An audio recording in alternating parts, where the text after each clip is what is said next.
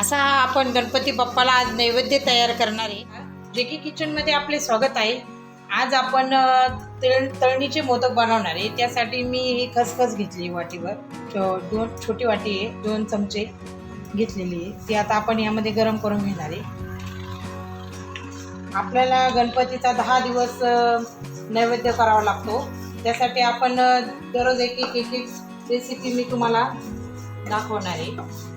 आपण दररोज एक नैवेद्य हा बनवणार आहे। त्यासाठी मी एक गव्हाचा सुद्धा मोदक तुम्हाला मागच्या व्हिडिओमध्ये दाखवला आहे। आता आपण उकडी आपले याचे तळणीचे मोदक करणार आहे। आपली खसखस गरम झाली आहे, ती गरम केली आपण, ती मी साईडला काढणार आहे। थोडीशी भाजून घ्यायची, छान वास येईपर्यंत भाजून घेतली आता आपण, बघू शकता। आणि आता यामध्ये आपण खोबरं आहे ते टाकणार आहे मी यामध्ये। हे खोबरं आहे हे मी यामध्ये भाजून घेणार आहे। थोडंसं तूप पण घालणार आहे आपण, भाजून घेण्यासाठी थोडंसं साईडला करून तूप घालून घ्यायचं आहे आपल्याला।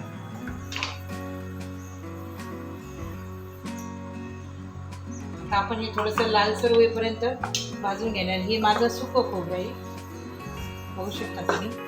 असं छान असं आपल्याला हे लालसर असं भाजून घ्यायचं आहे, जेणेकरून त्याचा जो वास असतो तो येणार नाही। आपण हे त्याचं मोदकाचं सारण बनवतोय। हे खोबरं लालसर असं झालंय, बघू शकता तुम्ही, त्याचा कलर सुद्धा बदलला आहे। आता यामध्ये आपण साखर घालून घेणार आहे। मी पिठी साखर केलेली ती घालणार आहे। या प्रमाण तुम्ही याचं गोड जर लागत असेल तर अजून गोड करू शकता। आता आपण यामध्ये साखर पण लगेच मिक्स करून घेणार आहे।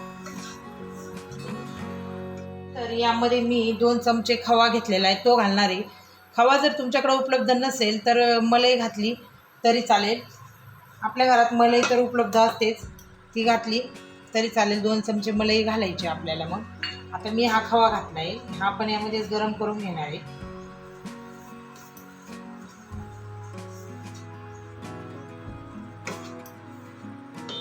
बघू शकता तुम्ही कशा छान प्रकारे होत आहे आपलं, आणि आपला खवा सुद्धा यामध्ये मिक्स होणार आहे।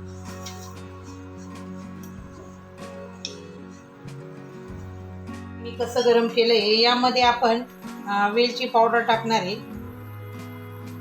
थोडीशी वेलची पावडर टाकायची आपल्याला। त्यानंतर काजू आणि बदाम याची मी पावडर करून घेतलेली आहे, ती घालणार आहे। तुम्ही त्याचे काप पण घालू शकता।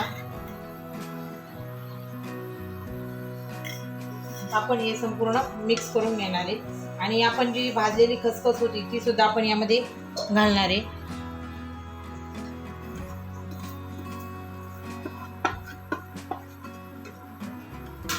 खूप छान असे हे मोदक होतात, करून बघा तुम्ही। असं आपल्याला हे मिक्स करून घ्यायचं आहे।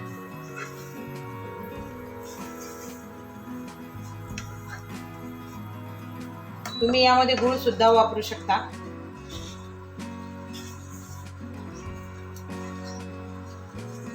आता आपण हे थंड व्हायला साईडला ठेवणार आहे। मी हे तूप टाकून घेतलंय।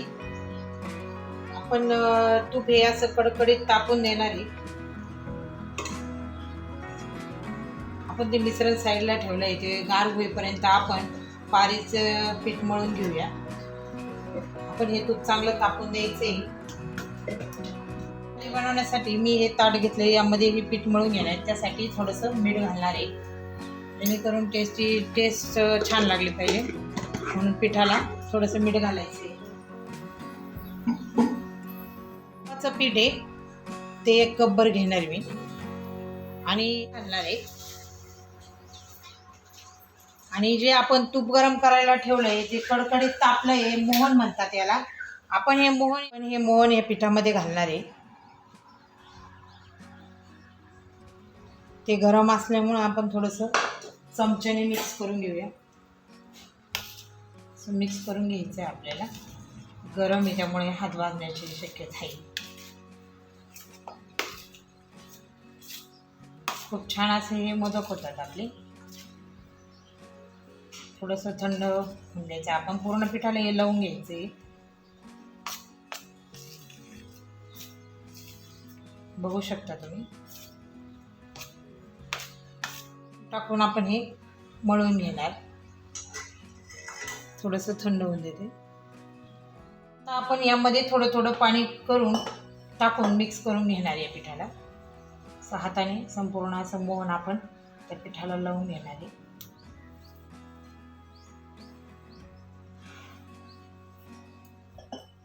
तुम्ही या तुपाऐवजी तेल सुद्धा टाकू शकता.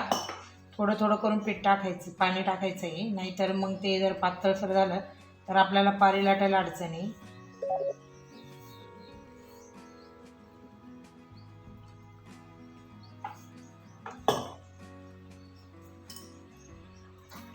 आपलं हे पीठ संपूर्ण मळून झालंय. आता आपण हे लगेच लाटून घेणार आहे, जास्त वेळ घालणार नाही आहे. जास्त जर वेळ ते ठेवलं तर आपण त्याच्यात मोहन घातले, त्यामुळे ते पीठ खूप कडक होईल, म्हणून लगेच लाटून घ्यायची. हे पीठ आहे हे असं मऊसूत करून घेणार आहे, असं छान असं मळून घ्यायचं आहे आणि मग त्याची आपण छोटी छोटी पारी लाटणार आहे. बघू शकता तुम्ही. असं चांगलं असं मळून घ्यायचं आहे.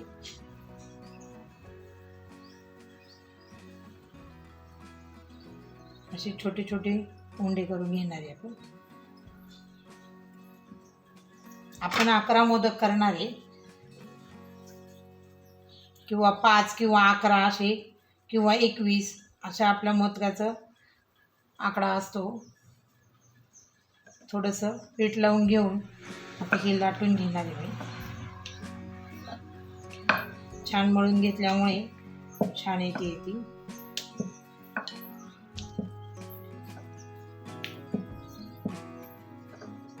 आता यामध्ये आपण हे सारण भरून घेणार आहे.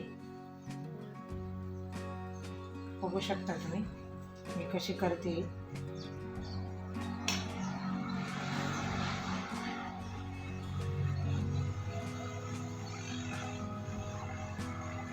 अशा प्रकारे याचा कळीचा आकार करून घ्यायचा आहे. बघू शकता तुम्ही.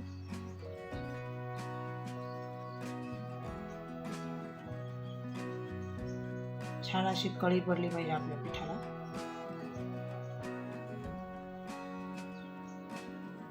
बघू शकता अशा प्रकारे हे मी केली आहे. छान अशी कळी पडली आहे आपल्या मोदकला.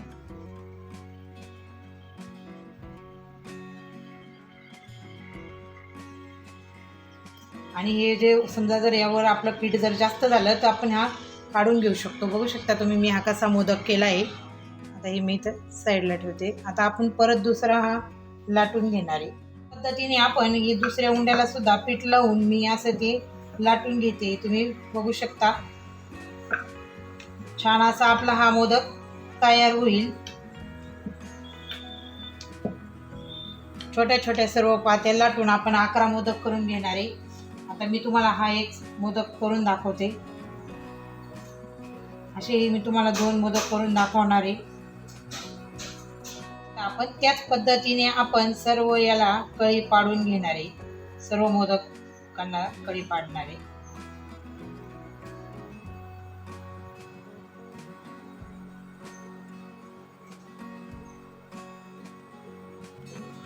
बघू शकता तुम्ही कशा पद्धतीने मी त्याला कळी पाडली.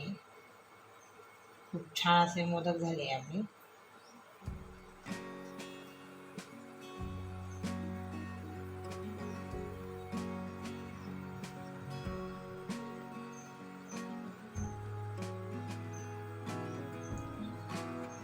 आता आपण हे मी 11 मोदक करून घेणार आहे आणि सर्व आपण करंजीसाठी एक उंडा घेतला आहे पिठाचा आणि तो आता आपण यावर लाटून घेणार आहे.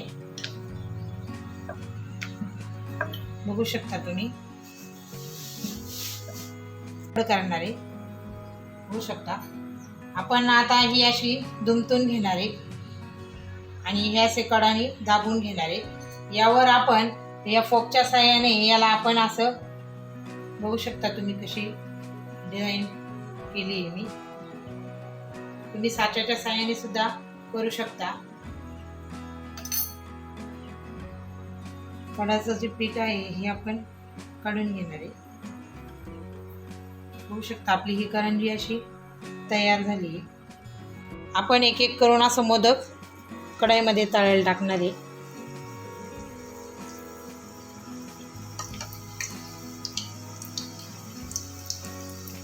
बघू शकता तुम्ही कसे आपले हे मोदक तयार होत आहे.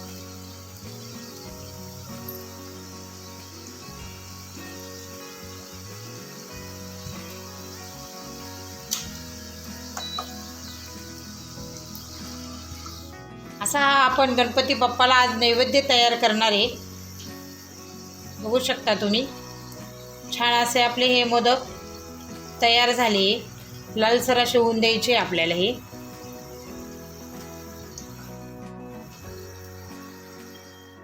मोदक तळायचे. एकदम कुरकुरीत आणि खुसखुशीत असे आपले हे मोदक तयार झाले.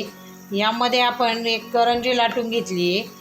मोदक केल्यानंतर एक करंजी लाटण्याची ही प्रथा आहे, त्यामुळं आपण त्याच सारणामध्ये एक करंजी ही लाटून घेतली आहे. आपला हा 11 मोदकाचा नैवेद्य तयार झाला आहे. साईडला काढून घेणारे बघू शकता तुम्ही कसे असे छान असे झाले आणि सुंदर झाले. खुसखुशीत आपले हे मोदक झाले. आपण ही यामध्ये तळून घेणार आहे. ही सुद्धा आपण लालसर अशी होऊन देणार आहे. बघू शकता तुम्ही छान अशी झाली आपली करंजी सुद्धा. अशी आपली करंजी झाली. बघू शकता तुम्ही आपला संपूर्ण असा गणपतीचा हा मोदकाचा नैवेद्य तयार झाला आहे. 11 मोदक केले मी. व्हिडिओ आवडल्यास लाईक करा, शेअर करा, सबस्क्राईब करा आणि व्हिडिओ बघितल्याबद्दल धन्यवाद.